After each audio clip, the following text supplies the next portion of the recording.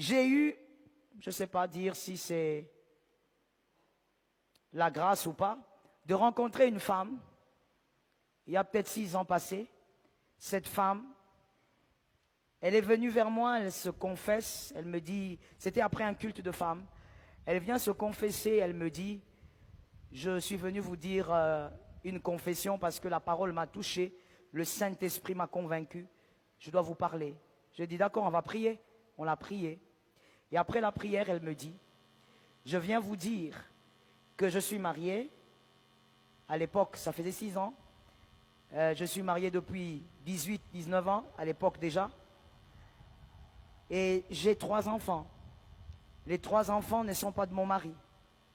Mais pendant que je parle, mon mari est sur le point de les envoyer à l'étranger. Ils vont aller étudier. Parce que mon mari est convaincu, évidemment, que ce sont ses enfants. Il n'y a personne qui le sait, je suis la seule. Même le père de ces enfants-là ne sait pas. Je suis la seule à le savoir et aujourd'hui, vous êtes la 2e personne. Et j'ai posé la question, qui est le père? Il dit, le père, c'est mon voisin.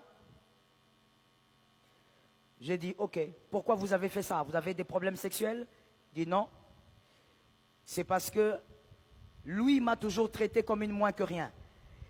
Il me dit, pasteur, vous savez comment mon mari m'appelait pendant la sexualité? Le petit nom que des fois les hommes donnent à leurs femmes pendant les moments intimes.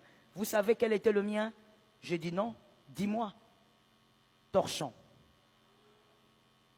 Pendant qu'il fait, j'ai pas fini, le choc n'est pas encore arrivé. Pendant qu'ils sont dans l'intimité, il appelle sa femme torchon. Torchon. Il y a des enfants ici, alors je vais essayer de dire certaines choses de manière très voilée. Si tu ne comprends pas, ce n'est pas grave. Et elle me dit, et quand il a fini, il crachait sur moi. Mais il ne crache pas sur la tête, il crache là où il est sorti. Et quand il a fini de cracher, il part. Et quand moi je veux aller prendre un bain, il me donne un seau. Alors qu'on a une douche dans la maison, il me donne un seau. Il dit, toi tu vas prendre ton bain dehors. Tu es un animal. Les animaux ne prennent pas le bain dans la maison. Et elle me dit, c'est comme ça que je vivais. Et au point où, pasteur, à un moment, j'ai arrêté de me maquiller, j'ai arrêté de m'occuper de mes cheveux. Je ne faisais que des nattes. J'ai arrêté d'acheter même des vêtements. Je m'habillais avec ce que j'avais là. Et des fois, ma mère venait fâchée, elle m'offrait des pagnes. Elle dit, il faut te soigner quand même. J'ai laissé ça comme ça. Des fois, j'offrais.